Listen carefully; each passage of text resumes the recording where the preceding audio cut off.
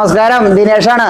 പായ മലയാളത്തിലേക്ക് എല്ലാവർക്കും സ്വാഗതം. ഇന്ന് നമ്മളുള്ളത് പാലക്കാട് ജില്ലയിലെ ചിറ്റൂര് അത്തിക്കോടിലാണ്. അത്തിക്കോട് നാസർക്കട ഒരു പോത്ത് ഫാം ഉണ്ട്. ഓർഗാനിക് ഗോൾഡ് എന്നാണ് ആ ഫാമിന്റെ പേര് തന്നെ ഉള്ളത്.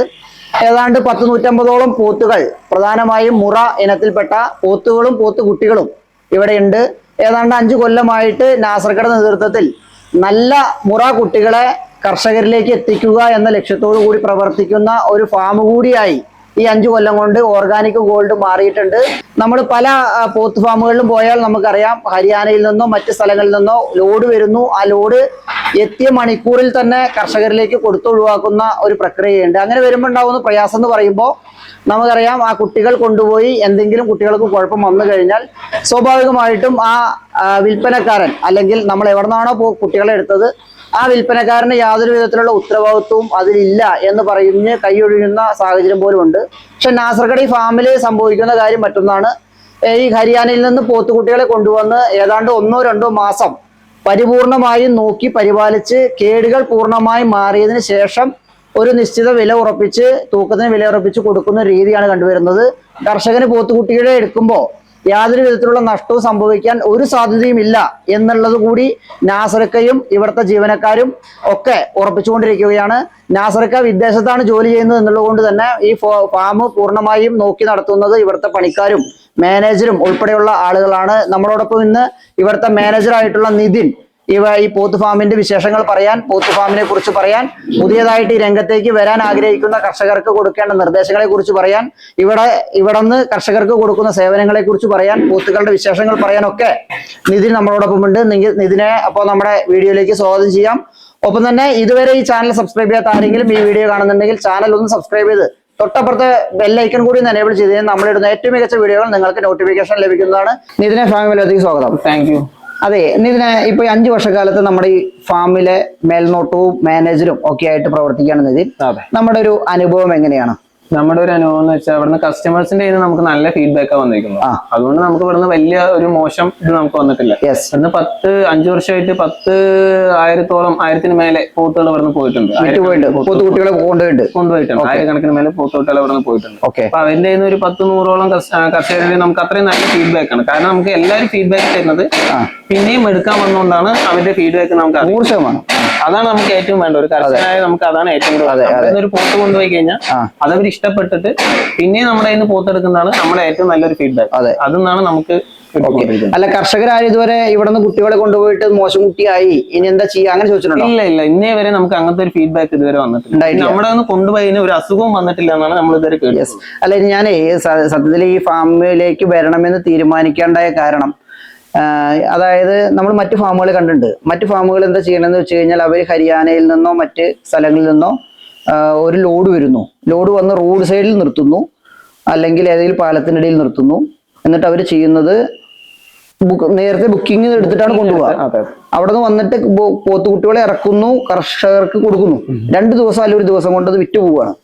അത് വീട്ടിൽ കൊണ്ടുപോയിട്ട് എന്തെങ്കിലും കുഴപ്പം വന്നു കഴിഞ്ഞാൽ ഒരു ഉത്തരവാദിത്വം ഈ പറയുന്ന വിൽപ്പന ചെയ്ത ആൾക്കില്ല. പക്ഷെ അതിൽ നിന്ന് വ്യത്യസ്തമായി നിങ്ങളുടെ ഫാമിൽ സംഭവിക്കുന്നത്, നിങ്ങൾ കുട്ടികളെ നേരിട്ട് കൊണ്ടുവന്ന് ഇവിടെ നോക്കി 1-2 മാസം കഴിഞ്ഞിട്ടേ നിങ്ങൾ കൊടുക്കുള്ളൂ. അതെ, നമ്മുടെ കാലാവസ്ഥയോട് ചേർത്തി നോക്കിയിട്ടാണ്, ഇണക്കിയിട്ടാണ്. എനിക്ക് തോന്നുന്നത് കുറെ സ്ഥലവും മറ്റു കാര്യങ്ങളൊക്കെ ഇവിടെ ഉള്ളത് കൊണ്ടായിരിക്കും. 10 ഏക്കറിന് മേലെ സ്ഥലമുണ്ട്. ഇവിടെ പ്രധാനമായിട്ടും പോത്തുകുട്ടികളുടെ വിൽപ്പനയാണല്ലോ നടക്കുന്നത്.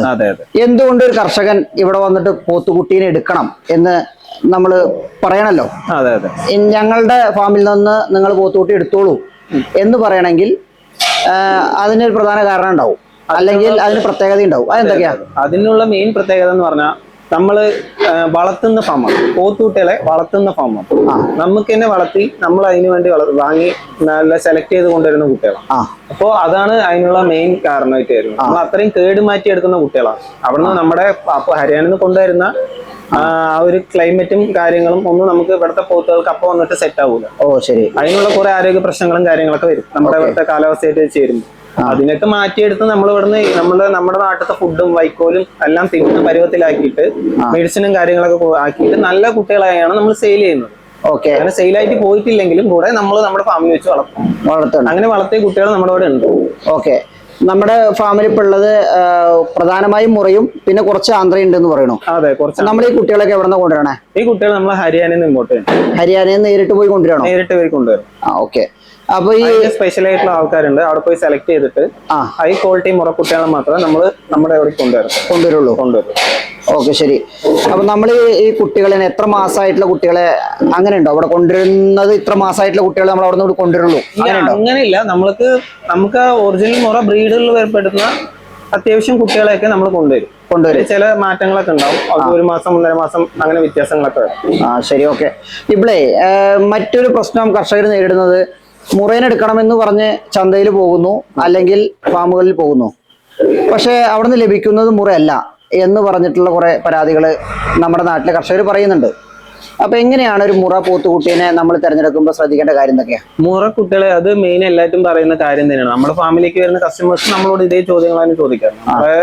അത് മുറയാണെന്ന് കറക്റ്റ് ആയിട്ട് നമ്മൾ മനസ്സിലാക്കുന്ന വെച്ചാൽ നടു നീട്ടം, വാലിന്റെ നീട്ടം, പിന്നെ കൊമ്പ് അതിന്റെ ചുരുണ്ടിട്ടായിരിക്കും, പുറകിലോട്ട് ചുരുണ്ട്, ചെറിയ കനം കുറഞ്ഞ കുട്ടി കൊമ്പുകളായിരിക്കും ചുരുണ്ടിട്ട് വരുന്നത്. പിന്നെ ചെറിയ മുഖം, കഴുത്തിനുള്ള നീട്ടം, ഇതൊക്കെ. പിന്നെ കറുപ്പ് നിറം, അതിന്റെ നിറം ഭയങ്കര ഒരു അടുത്ത് അറിയുന്ന കറുപ്പ് കളർ നിറമായിരിക്കും. അപ്പൊ അത് വെച്ചൊക്കെ നമുക്ക് ഒറ്റ നോട്ടത്തിൽ അത് മുറയാണെന്ന് നമുക്ക് കണ്ടുപിടിക്കാൻ പറ്റും. ഈ രംഗം എത്രത്തോളം ലാഭകരമാണ് എന്ന് പറയാൻ കഴിയും? ഞാൻ ചോദിക്കുന്നത്, ഒരു 5 പോത്തുകുട്ടീനെ കൊണ്ടുപോയി ഒരു കർഷകൻ കൊണ്ടുപോകുന്നു. ആ കർഷകൻ കൊണ്ടുപോയി കഴിഞ്ഞാൽ സ്വാഭാവികമായി 6 മാസം അല്ലെങ്കിൽ 1 കൊല്ലമാണല്ലോ ഇവരുടെ വളർത്തൽ പ്രാദേശികമായി കർഷകർ ചെയ്യുന്നത്. ആ കർഷകരുടെ ഒരു ലാഭം ഇത്രത്തോളം ഉണ്ടാവും എന്ന് നമുക്ക് പറയാൻ പറ്റുമോ? പറയാൻ പറ്റും, അത് തീർച്ചയായും പറയാൻ പറ്റും. ഇത് ലാഭകരമായ ഒരു ബിസിനസ് എന്ന് പറഞ്ഞു കഴിഞ്ഞാൽ നമ്മുടെ പോത്ത് കച്ചവടം, പോത്ത് വളർത്തൽ, അതൊക്കെയുമായി ബന്ധപ്പെട്ട പോത്ത് ഫാം, അങ്ങനെ കുറെ കാര്യങ്ങൾ. പോത്ത് വളർത്തൽ എന്തുകൊണ്ട് ഇത്ര ലാഭകരം എന്ന് പറയാൻ പറ്റും? നമുക്ക് 130 കിലോ ഉള്ള ഒരു 4-5 പോത്തിനെ നമ്മൾ വാങ്ങിച്ചിട്ട് പോയി, പോത്തുകുട്ടികളെ വാങ്ങിച്ചിട്ട് പോയി കഴിഞ്ഞിട്ട് അതിന് നമ്മൾ ഒരു 6 മാസത്തോളം നമ്മൾ പറഞ്ഞ ഫുഡും കാര്യങ്ങളൊക്കെ കൊടുത്ത് നോക്കുകയാണെങ്കിൽ അതിനൊരു 600 കിലോ പ്ലസ് വെയിറ്റ് വരും. 600 പ്ലസ് വരും. ഓക്കെ, നല്ല മുറയുടെ നല്ല ബ്രീഡ് പോത്തുകൾ നമ്മുടെ ഇവിടെ കൊണ്ടുപോകുന്ന കുട്ടികളൊക്കെ അങ്ങനത്തെ ഫീഡ്ബാക്ക് നമുക്ക് വന്നിട്ടുണ്ട്. നമ്മൾ പറയുന്നത് അങ്ങനത്തെ നല്ലൊരു ഇതാണ്, വെയിറ്റ് വരും. അപ്പൊ ആ വെയിറ്റിന് നമ്മൾ ഫുഡിന്റെയും നമ്മൾ വാങ്ങിയ പൈസയും വെച്ച് നോക്കുമ്പോൾ അതിന് ഒരു 2 മടങ്ങ് കൂടുതലായിരിക്കും അതിന്റെ ലാഭം. അതുകൊണ്ടാണ് ഈ പോത്ത് വളർത്തൽ ഇത്ര ലാഭകരം എന്ന് പറയാൻ കാരണം. ശരി, അത് ഈ മുറ ബ്രീഡുകൾ. ഓക്കെ. അപ്പോ ഏതാണ്ട് ഒരു 6 മാസം 7 മാസത്തിനുള്ളിൽ നമ്മളൊരു 130-150 വരുന്ന കുട്ടീനെ കൊണ്ടുപോയി കഴിഞ്ഞാൽ ഒരു 600-700 കിലോയിലേക്ക് വരികയും ഒരു ഏതാണ്ട് ഡബിളായ പൈസ ലാഭം കിട്ടുകയും ചെയ്യും. അതായത് മുടക്കിയ പൈസ നേരെ ഇരട്ടി പൈസ എന്ന നിലയിലേക്ക് മൊത്തം ലഭിക്കാൻ സാധ്യതയുള്ള ഒരു ബിസിനസ്സാണ്. നല്ല കുട്ടികളാണെങ്കിൽ, പ്രധാനമായും നമ്മുടെ അവിടെ നിന്ന് കൊണ്ടുപോകുന്ന കുട്ടികളാണ് നമുക്ക് ഗ്യാരണ്ടി പറയാൻ പറ്റും. ഉറപ്പായിട്ടും നമ്മുടെ അവിടെ നിന്ന് കൊണ്ടുപോകുന്ന കുട്ടികൾക്ക് നമ്മൾ ഫുൾ ഗ്യാരണ്ടി പറയാൻ പറ്റും. ഓക്കെ, ശരി. ഇവിടെ നിന്ന് വന്ന് കുട്ടികളെ എടുക്കുമ്പോൾ നിങ്ങളോടുള്ള വിശ്വാസത്തിന്റെ ഭാഗമായാണ് കൊണ്ടുപോണേ. അപ്പൊ ഇവിടെ നിന്ന് കൊടുക്കുന്ന മുറ കുട്ടികളാണെന്ന് നമ്മൾ പറഞ്ഞു കൊടുക്കുന്ന കുട്ടികളൊക്കെ മുറ തന്നെ ആയിരിക്കും 100% എന്ന് നമുക്ക് ഉറപ്പ് പറയാൻ പറ്റും? 100% നമുക്ക് ഉറപ്പ് പറയാൻ പറ്റും. ഓക്കെ, നമ്മൾ അത്രയും സെലക്ട് ചെയ്തിട്ടാണ് കുട്ടികളെ കൊണ്ടുവരുന്നത്. ശരി. പ്രധാനമായിട്ട് നമ്മൾ ഇവിടുന്ന് കൊടുക്കുന്ന കുട്ടികളുടെ തൂക്കം ഏകദേശം എത്ര ഉണ്ടാവും?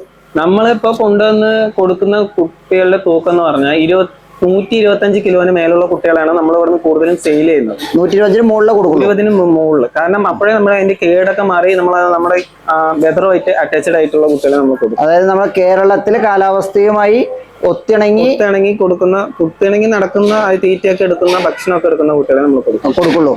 അതായത് ഇവിടുന്ന് കൊണ്ടുപോകുന്ന കുട്ടികൾക്ക് മറ്റൊരു കേടുണ്ടാവില്ല? ഇല്ല, മറ്റൊരു കേട് നമ്മൾ ഉണ്ടാവില്ല. ഓക്കെ. അതിനുള്ള കാര്യങ്ങളൊക്കെ നമുക്ക് അവർ പറഞ്ഞു മനസ്സിലാക്കിയിട്ട് അവരുടെ കുട്ടീനെ നമ്മൾ കൊടുക്കും. അതിന് മെഡിസിൻ കൊടുക്കുന്ന ഡേറ്റ്, കൊടുക്കേണ്ട ഭക്ഷണം, കൊടുക്കേണ്ട രീതി, അതിനുള്ളതൊക്കെ നമ്മൾ പറഞ്ഞു കൊടുത്തിട്ട് കുട്ടികളെ കൊടുത്തു. പുതിയ കർഷകനാണെങ്കിൽ. ശരി. അപ്പൊ ഇപ്പൊ മെഡിസിൻ കൊടുക്കേണ്ട രീതി എന്ന് പറഞ്ഞല്ലോ, പ്രധാനമായും പോത്തുകൾക്ക് അസുഖങ്ങൾ വരാറുണ്ടോ? വരുന്നുണ്ടെങ്കിൽ അതിനൊക്കെ ചെയ്യുന്ന ചികിത്സകൾ എന്തൊക്കെയാ? അത് ഇപ്പൊ കൂടുതലായിട്ട് നമ്മുടെ ഫാമിലി ഇതുവരെ അസുഖങ്ങളൊന്നും വന്നിട്ടില്ല.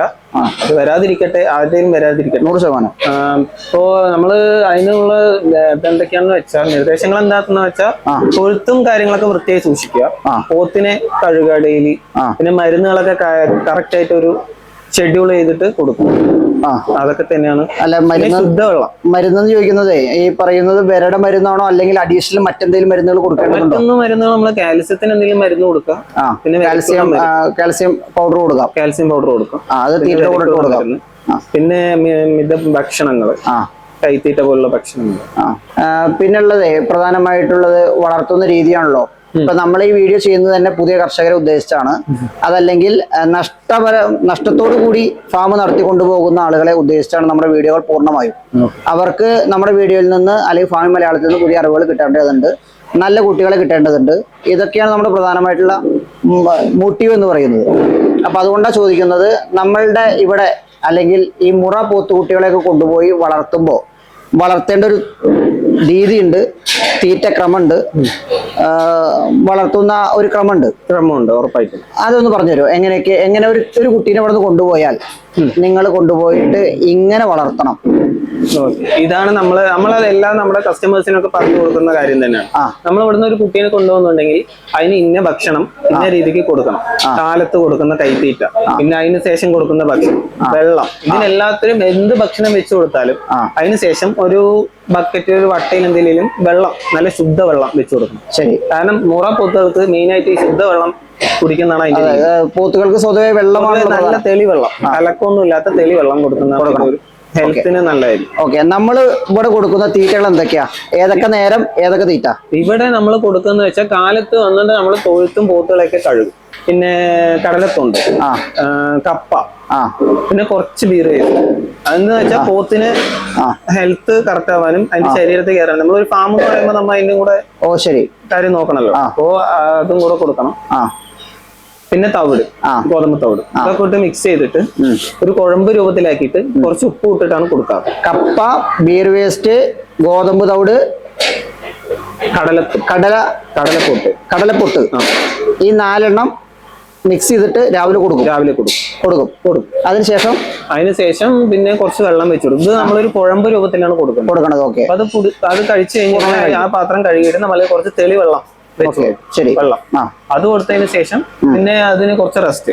പിന്നെ നമ്മൾ അടുത്ത പുല്ല് കാര്യങ്ങളൊക്കെ മിക്സ് ചെയ്യുന്നതാണ്. പിന്നെ രണ്ടാമത്തെ ഫുഡ് എന്ന് പറഞ്ഞാൽ ഒരു ഇടനേരം, ഒരു 12 മണി സമയത്ത് നമ്മൾ ഇതിന് സൈലേജ് കേട്ടിട്ടില്ലേ? സൈലേജും വൈക്കോലും പുല്ലും. സൈലേജ് ഇപ്പൊ സുലഭമാണല്ലോ, കാരണം പശു ഫാമുകളിലൊക്കെ സുലഭമാണ്. നമ്മള് ഒരുപാട് സൈലേജിൽ ഇത് നമുക്ക് മുതലാവൂല. സൈലേജ് എന്ന് പറഞ്ഞാൽ അത്യാവശ്യം വിലയുണ്ട്. പിന്നെ നമ്മുടെ നാട്ടിൽ കിട്ടുന്ന സുലഭമായിട്ട് കിട്ടുന്ന പച്ചപ്പുല്ല്, പിന്നെ വൈക്കോൽ, ഇതിന്റെ കൂട്ടത്തിൽ നമ്മൾ സൈലേജ് മിക്സ് ചെയ്ത് കൊടുക്കും, കട്ട് ചെയ്ത് കൊടുക്കും. അപ്പൊ കുറച്ച് നമുക്ക് നല്ലതായിരിക്കും. അത് ഉച്ച സമയത്താണ് കൊടുക്കുക? ഉച്ച സമയത്ത് ഉച്ച സമയത്ത് എന്ന് പറഞ്ഞാൽ ഇത് ഫാം ആയതുകൊണ്ട് നമ്മൾ പണിക്കാര് ഭക്ഷണം കഴിക്കാൻ പോകുന്നതിന് മുന്നേ ഒരു 12:30 നമ്മളത് കൊടുത്ത് തീർത്തിരിക്കും, എല്ലാത്തിനും കൊടുത്ത് തീർക്കും. ശരി. അത് കഴിഞ്ഞാൽ പിന്നെ റെസ്റ്റ്. അത് കഴിച്ചു കഴിഞ്ഞാൽ അങ്ങനെ റെസ്റ്റ് എടുക്കും. ശരി. അയ വെട്ടിയിട്ട് കുറച്ച്. രണ്ടാമത്തെ ഭക്ഷണം അല്ലെങ്കിൽ ഉച്ചയ്ക്ക് ശേഷമുള്ള ഭക്ഷണം? ഉച്ചയ്ക്ക് ശേഷം നമ്മൾ വന്നതിന് ശേഷം എല്ലാത്തിനും വെള്ളം, പച്ചവെള്ളം വെച്ച് കൊടുക്കും. അതിന് അയവെട്ടി അതിന് കുറച്ച് വെള്ളമൊക്കെ വേണമെന്ന് തോന്നുന്നു, വെള്ളം കുടിക്കും. നമ്മൾ വെച്ച് കൊടുത്താൽ എല്ലാം വെള്ളം കുടിക്കണം. എല്ലാ പോത്തും വെള്ളം കുടിക്കണം. ഓക്കെ. അത് കഴിഞ്ഞ് കഴിഞ്ഞാൽ പിന്നെ നമ്മൾ ആ ഫസ്റ്റ് കൊടുത്ത റൊട്ടീൻ തന്നെയാണ് ഉച്ചയ്ക്ക് ശേഷം കൊടുക്കുന്നത്. വീണ്ടും അതേ ഫുഡ് തന്നെയാണ് റിപ്പീറ്റ് ചെയ്യുന്നത്. ഓക്കെ. ഇതിൽ കൂടാതെ വരുന്ന ഭക്ഷണങ്ങൾ എന്ന് പറഞ്ഞാൽ പുളിങ്കുരു. അത് നമ്മൾ 2 ദിവസത്തിൽ ഒരു ദിവസം പുളിങ്കുരുവിന്റെ 2 ദിവസം കൂടുമ്പോ പുളിങ്കുരു വേവിച്ചു കൊടുക്കും. പുളിങ്കുരു, പിന്നെ നമ്മുടെ അരി വെച്ചുള്ള കഞ്ഞി, അതൊക്കെ വെച്ചിട്ട് മിക്സ് ചെയ്ത് കൊടുക്കും. പരുത്തി പിണ്ണാക്ക്, അതൊക്കെ 2 ദിവസം കൂടുമ്പോൾ. ക്വാണ്ടിറ്റി എന്ന് പറയുമോ? അതായത് ഇപ്പൊ ഒരു 150 കിലോ ഉള്ള പോത്തുകുട്ടി, ആ പോത്തുകുട്ടിക്ക് നമ്മളിപ്പോ ഇത്രയും ഭക്ഷണത്തിന്റെ കാര്യം പറഞ്ഞല്ലോ, ഇത്രയും തീറ്റ കൊടുക്കേണ്ട കാര്യം പറഞ്ഞു. ഏകദേശം ഇതൊക്കെ ഒരു ക്വാണ്ടിറ്റി പറയാൻ പറ്റുമോ? ഒരു 150 കിലോ ഉള്ള ഒരു പോത്തുകുട്ടിക്ക് ഇത്ര നേരത്ത് ഇത്ര തൂക്കം വെച്ചിട്ടാണ് ഇതിന് തീറ്റ കൊടുക്കുക? അങ്ങനെ ഇല്ല. അത് നമ്മളിപ്പോ എല്ലാ പോത്തും കഴിക്കുന്ന ഓരോ രീതി ഉണ്ടോ. ചില പോത്തുകൾക്ക് പരുത്തി പിണ്ണാക്കായിരിക്കും കൂടുതൽ കഴിക്കാൻ ഇഷ്ടം, ചില പോത്തുകൾക്ക് കപ്പയായിരിക്കും. അപ്പൊ അത് നമ്മൾ ഏതാണോ കഴിക്കുന്നത് കൂടുതൽ അത് കുറച്ച് ക്വാണ്ടിറ്റി കൂട്ടി ഇട്ട് കൊടുക്കുക, ബാക്കിയുള്ളതിന്റെ ക്വാണ്ടിറ്റി കുറച്ചിട്ട്.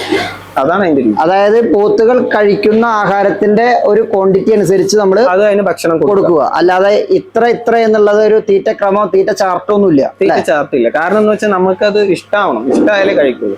ശരി. ആ ഇഷ്ടമായ ഫുഡിന്റെ കൂടെ നമുക്ക് ആ പ്രോട്ടീനുള്ള ഭക്ഷണവും കുറച്ച് കൊടുക്കും, ശീലമാക്കാം.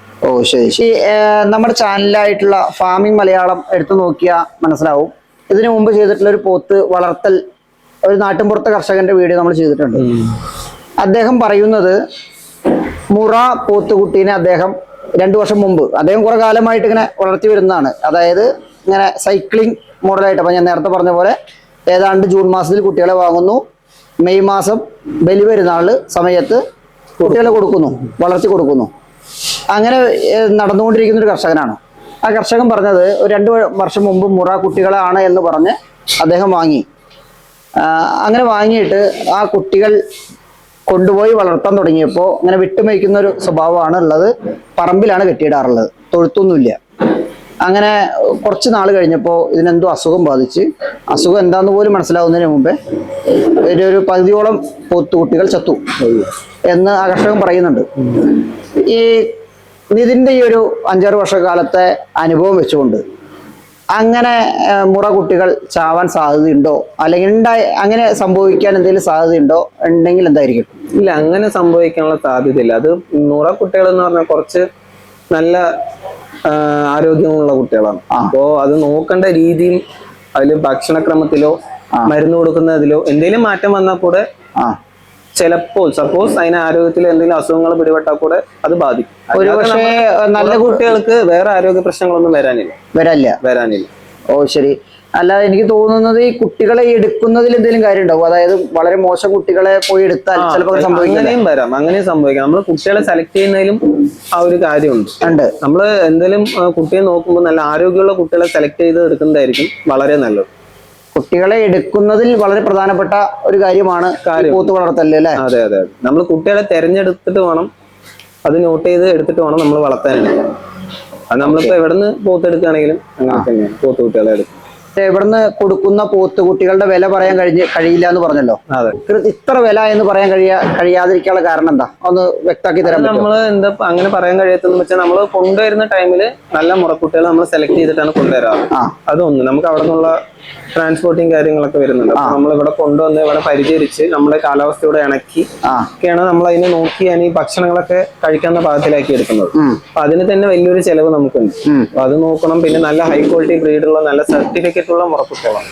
അപ്പൊ അതിന്റെയൊക്കെ നോക്കിയിട്ടാണ് നമ്മൾ അതിന്റെ റേറ്റ് ഒക്കെ കസ്റ്റമേഴ്സിന്റെ അടുത്ത് ഇവിടെ വന്ന് നോക്കിയിട്ട് കണ്ടിട്ടുള്ളൂ. നമ്മൾ അതല്ലാതെ ഒരു കർഷകൻ ഫോണിൽ വിളിച്ചിട്ട് നിങ്ങളുടെ കുട്ടിക്ക് എത്രയാണ് കിലോയ്ക്ക് നിങ്ങൾ വാങ്ങുന്നതെന്ന് ചോദിച്ചാൽ നമുക്ക് പറയാൻ പറ്റില്ല.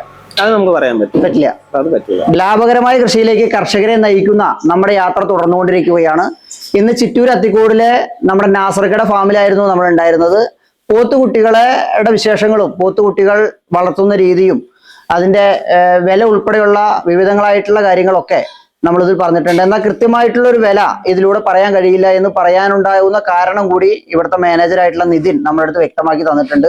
കർഷകർക്ക് പോത്തുകുട്ടികളെ ആവശ്യമാണെങ്കിൽ ഏത് സമയത്തും ഇവിടെ നിതിനെ വിളിക്കാം. നിതിന്റെ നമ്പറും ഒപ്പം തന്നെ ഈ ഫാമിലെ ഓഫീസിലെ നമ്പറും നമ്മുടെ വീഡിയോയിൽ കൊടുക്കുന്നുണ്ട്. പോത്തുകുട്ടികളെ കുറിച്ച് അറിയാനും അതുപോലെ തന്നെ വാങ്ങാനും ഇവിടെ നേരിട്ട് വരികയാണെങ്കിൽ കുറച്ചുകൂടി സൗകര്യമാണെന്ന് തന്നെയാണ് നിതിൻ പറഞ്ഞു വെക്കുന്നത്. അപ്പോൾ മറ്റൊരു മികച്ച വീഡിയോയുമായി വീണ്ടും കാണാം. എല്ലാവർക്കും നന്ദി, നമസ്കാരം.